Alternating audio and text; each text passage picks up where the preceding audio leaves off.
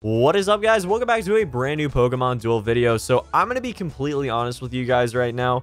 I'm not going to be doing any ranked battles or anything today because I feel like I'm tired enough at this point because it stormed really bad last night and none of us got any sleep, that I really won't be giving you guys proper commentary and I'll make a lot of mistakes. I just know it won't be a good day if I play matches. So what we're going to do today is we're going to be going over all of these crazy bits of news that came out over the past few days or so. So let's get right into it.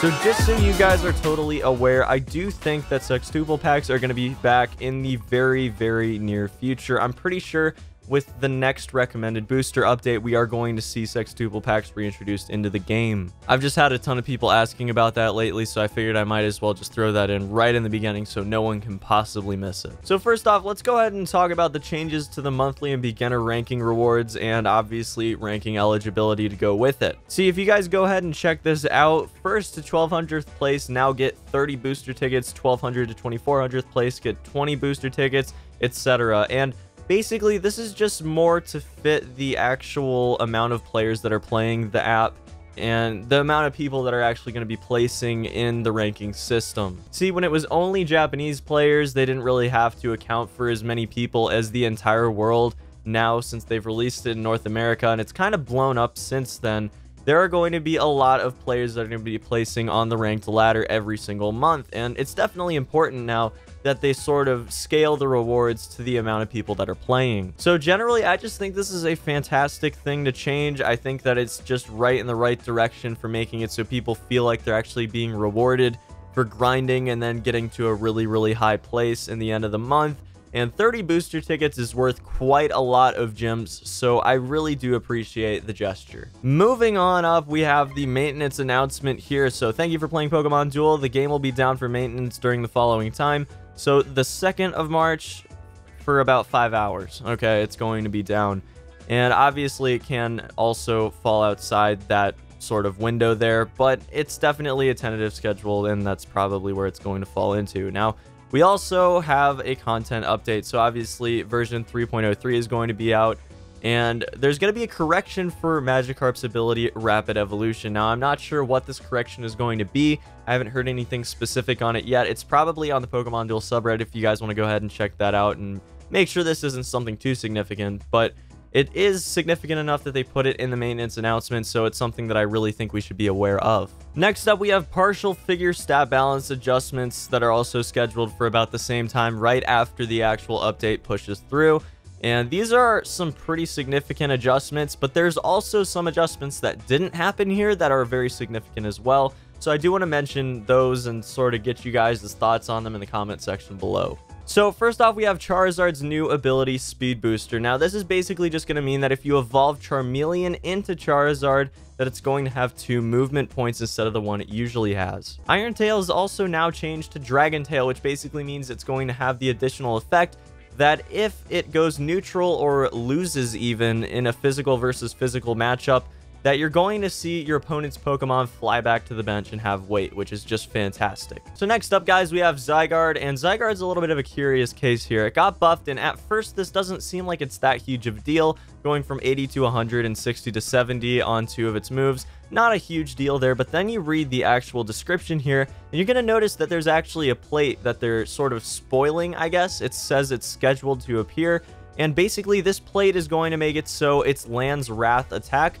only affects opponent's Pokemon, which is absolutely insane. It means that you can just throw your Zygarde up against your opponent's Pokemon, and it's not even really going to be a big deal if it actually spins Land's Wrath, and you have a full board of Pokemon out.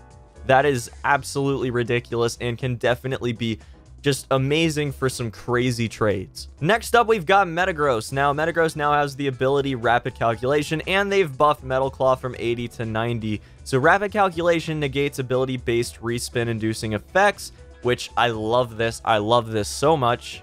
Just so much. I've had a few people actually ask me about using Metagross, that they just pulled Metagross, they're excited about it, but it doesn't look so good on paper, so is it worth using?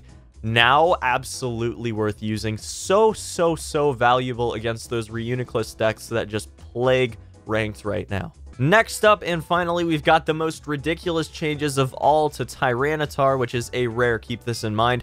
It's first off had the ability Speed Booster added to it, which is super significant because it moves its possible movement points up another 1. Increased the wheel size of Earthquake, changed Bite to have 10 more damage. Swap the positions of Earthquake and Crunch, not really that big of a deal. Except I haven't actually looked at Tyranitar's spinner yet. That might actually be significant for like confusion and stuff like that. Decrease the wheel piece size of Miss as well. Obviously, they had to do that to increase the wheel piece size of Earthquake. Tyranitar is going to be really interesting here, though, guys. I'm super, super excited to go ahead and try that out in the future. I think it's going to be a lot of fun to use. I think that it's probably going to end up being a lot more powerful than it actually is right at this moment in time, and possibly even something that makes it into the meta decks. I actually think I have a Tyranitar, so we can go ahead and check out exactly what its spinner changes are going to look like. So they're moving Crunch and Earthquake, so now Miss is going to go into Crunch instead of Earthquake. Earthquake is going to go into Bite, and Bite is going to go into Miss. So the Miss is going to be a little bit smaller, and obviously the Crunch and Earthquake really aren't that huge of a difference when they switch around. But I do like the Speed Booster a lot. I do need to pick up one of those Pupitars right there. Pretty excited about that. And we will definitely be trying them out in the future, especially with that new plate. That new plate just looks ridiculous. I'm super excited about that. So let's talk about the figures that are going to be unobtainable once the next recommended booster update drops, because this is actually pretty significant, and I don't think many people are really going to talk about it until the actual problems arise from this happening. Okay, so first off, we've got Mew there. You guys know how I feel about Mew. Mew is a fantastic figure. Just absolutely amazing. Counters so many Pokemon in the game and really puts a lot of Pokemon that could be thrown out in the future that are really overpowered in check.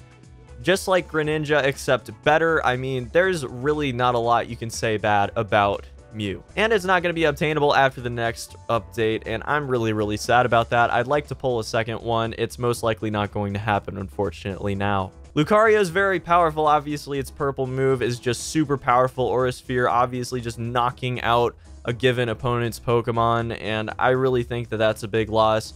Infernape, maybe not that big of a deal. Was pretty good in this particular event in this gym, but probably not overall in ranked.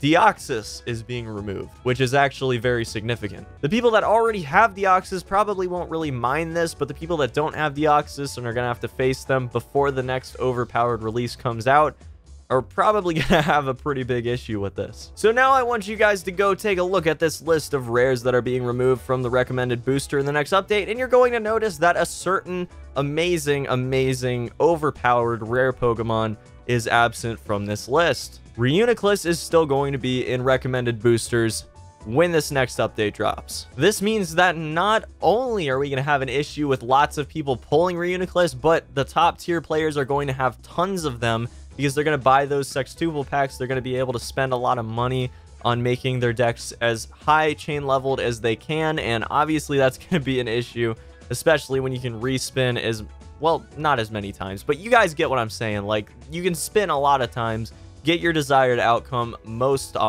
often than not. I mean, guys, this is a bit of an issue. They're removing Steelix, probably not a big deal. Heracross, not a big deal. Machamp, not a big deal. Onix, not a big deal. Ghastly is a little interesting because it's sort of just a better version of Shuppet in some ways. It's a really, really interesting figure because it can't be surrounded, so it definitely has a lot of interesting game plans and strategies that go along with it, but I don't really know why they'd remove that. Flareon and Umbreon, I mean, neither of them are really notable over Leafeon and Glaceon, so not a big deal there either. Then we go down to the uncommons. Girafarig is a pretty interesting Pokemon, has a pretty interesting purple move there. Xatu is a great budget replacement for Mew or for Greninja. We have Hariyama, which is pretty much only relevant because of this event, but will also probably have a place in some cheese decks. Poliwhirl is really fun to play. I do want to pull a couple Poliwhirls. I would really like to go ahead and throw that into a deck and try it out. I think I only have one right now, unfortunately. We got Purloin, which is Natu, which... Oh, I said Xatu is Natu. Basically, they both have the same purpose there. Natu is really good, generally, for replacing Mew if you don't have Mew. We've got Executor and Riolu, which both, I guess, have their places, but really aren't that relevant either. So yeah, guys, that's basically the recommended booster update that's coming very, very shortly this Thursday to Friday. It's really odd, in my opinion, they wouldn't remove Reuniclus from the recommended booster for the next particular update, because I'm almost positive they are going to be returning with the 6-tuple pack. But yeah, guys, that's going to be about it for this one. I just wanted to sort of discuss their decision-making process, maybe what they're thinking when they make these decisions, because there were some interesting balance changes and some very, very interesting choices for Pokemon to leave in for the next recommended booster. Also, guys,